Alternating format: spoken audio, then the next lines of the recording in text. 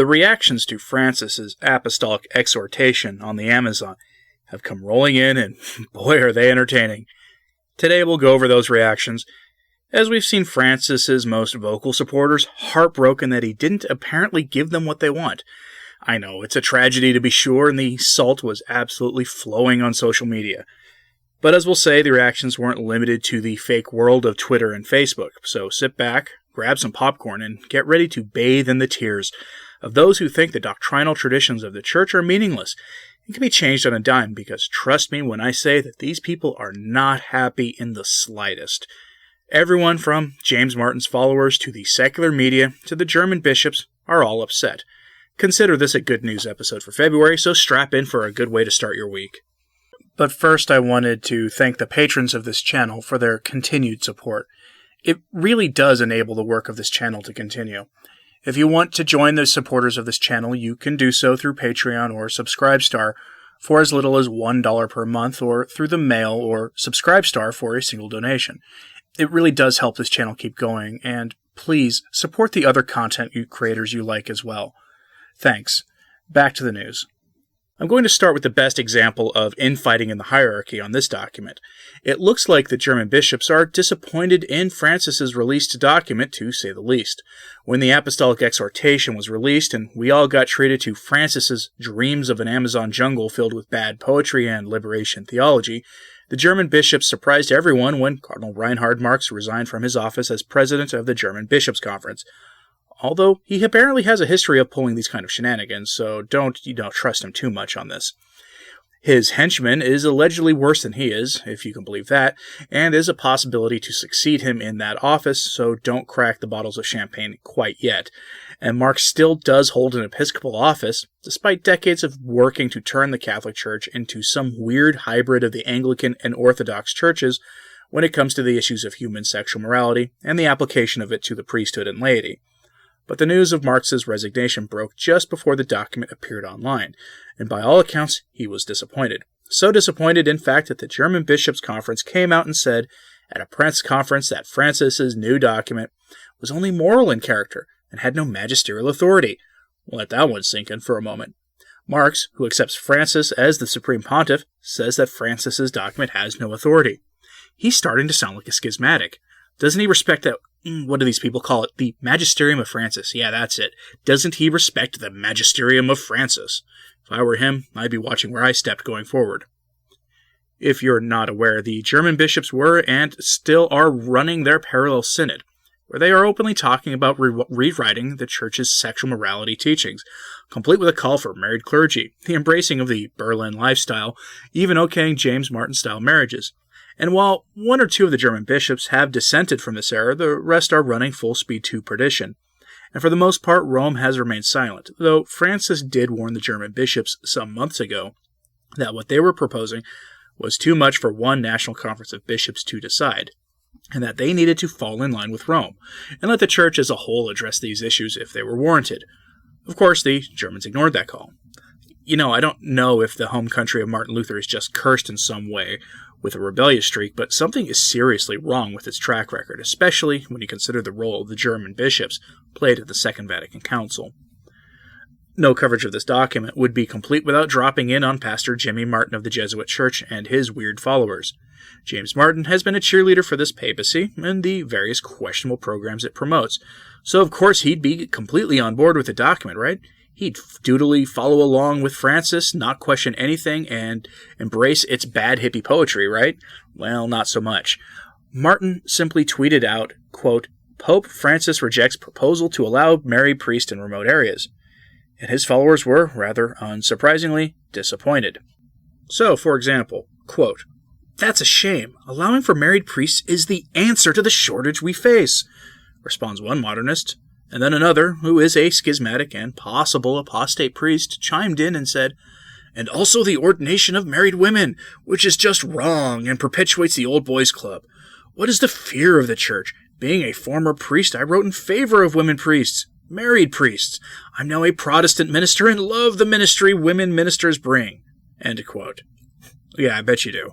And then this woman chimed in and responded with, quote, "Every qualified man and woman, married or single, who would love to be should be permitted to be a priest. End quote. There were others too, saying things like, I'm surprised the Catholic Church still exists, and people calling Francis a traditionalist and too rigid, that sort of thing. Honestly, the reactions to this document from the modernists have brought me a lot of joy, I can tell you that much. Maybe enjoying the disappointment of people who publicly advocate for heterodoxy, heresy, and rejection of the moral teaching of the Church as a sin, though I do kind of doubt it. But Pastor Jimmy Martin wouldn't be immune from this stuff either, as he would spend the next several days counter-signaling the man he recognizes as the Supreme Pontiff. Again, Jimmy, what gives? He was more subtle about it than the Germans, and I'll give him that, retweeting articles from the media that implied that Francis did not understand the role of the Supreme Pontiff in the Church. This is a theme that you're going to see from these people. How he gets away with this is beyond me. Maybe he'll get put on Bishop Barron's media censorship list or something, but though I do kind of doubt it. But before we're done, let's check in with the mainstream media, who have never seen a social and moral revolution they didn't like. Professional Francis fanfiction writer Austin Ivere was one who shared his disappointment before quickly weaponizing some passages of the document so he could play politics with them. Including in his online activity were various barbs against the American president, as well as a not terribly subtle rebuke of Bishop Athanasius Schneider, who had cheered dumping Pachamama into the river. Ivere rebuked him by quoting at him the paragraph that we are told that not all pagan symbols are pagan, and that it's not pagan for Christians to take them up in pagan worship, which is hilarious in itself. But the best example of the fanfiction writer's take is to dutifully submit, actually, which, honestly, I'll give him credit for his consistency on this, despite my not liking him. He said this in an article which someone tweeted at him, and he retweeted, quote, "This is a pope who takes seriously government of the Church by discernment, and who will follow the Spirit where it blows, where it wills. I was disappointed that Francis didn't approve ordaining women deacons or proven married men until I read this fine essay by Austin Ivere." End quote. I mean, that's one take on Francis, I guess. Everyone has their opinion. The article was published in the Tablet, which, as the channel Ascent of Mount Carmel pointed out a few months ago, used to be a really solid Catholic newspaper many, many decades ago. Now it's something else entirely. Here's the relevant excerpt, though, from Ivere's article that woman quoted. Quote, in paragraph 104, the Pope observes that when pastoral workers propose opposed forms of ecclesial organization in response to challenges, it is likely that the true answer lies in transcending the two approaches and finding other, better ways, perhaps not yet even imagined. In the following paragraph, he says solutions often come in the form of a greater gift that God is offering, from which there will pour forth as from an overflowing fountain the answers that contraposition did not allow us to see. This is vintage Bergoglio. In the context of polarization in the Church, the mistake is to try to resolve it by allowing one side to defeat the other. Rather, by patiently, attentively holding together the polarity, positions that pull in a different direction, the leader allows for the possibility of a third way that the Holy Spirit offers. End quote. Wow, that's some organizational theory and behavior psychobabble there, which is really weird.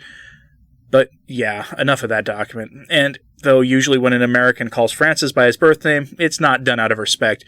But that's not the case with Ivere, who probably sleeps with Pope Francis sheets on his bed. But let's move on to our final media figure, Massimo Fagioli, the man who spends a great deal of his time chastising those of us who don't particularly like the direction Francis is taking the Church.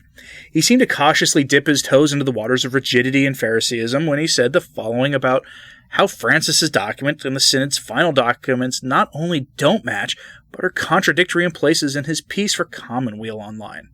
Quote, think of it in keeping with Francis's reinterpretation of papal primacy for a synodal church, but also his way to deal with, for the first time, with his genuine disagreement with the Synod's majority. His language on the priesthood in Chapter 4 at times conveys more a pre-conciliar than conciliar or post-conciliar theology of the ordained ministry, with a focus on what is unique to the priest and his exclusive identity. See paragraphs 87 to 88. The most important sources of this section owe all to John Paul II's era. The great emphasis on what the laity can do works to preserve the clerical system just as it is. Rather than receive the synodal proposals on ordination of the viri probati to the priesthood, Francis's solution is to pray for vocations and more efficient deployment of the clergy. There is a small opening on the possibility of an Amazonian rite, Very small, however, compared to the proposal in the final document. And Francis's language on women is typically and woefully inadequate, while his effusive praise of the feminine is counterproductive. What he says here fits the pattern of what he has always said on these issues. One wonders what will happen to the Pontifical Commission for the Study of Women Diaconate, if it will be reconstituted or not, and on what basis. End quote. I really hope it's not reconstituted. But I do love it when these guys admit publicly that the theology of the Church changed at Vatican II.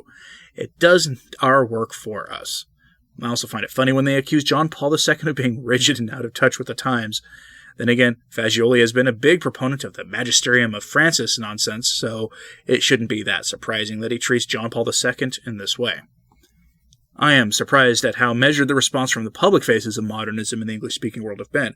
Clearly they're disappointed, as Fagioli did point out that the Viri Probati recommendation received a 2/3 vote in support at the Amazon Synod, as if a pope should be submitting to the nonsense of a synod, and cited a conciliar document that broke the authority of the papacy by attempting to bring the bishops as a body to the level of the pope. Fagioli did this as if to signal to the world that Francis was wrong, without having to endure the online ridicule from those of us who would welcome him to the recognize and resist position in glee and jest. And all of that, from Pastor Jimmy Martin to Austin Ivray to Massimo Fagioli, were all just the tip of the iceberg. It doesn't include the wild variety of responses from people on our side of things, the abject confusion of the laity, or even Francis's disappointment in how the document was received. Frankly, I'm surprised more people aren't calling into question Francis's terrible taste in poetry, which has to be a violation of canon law. But anyway, that's enough on this topic. I consider this to be a sort of good news take simply because when the modernists are mad and crying, it's a good day. They scream and they cry.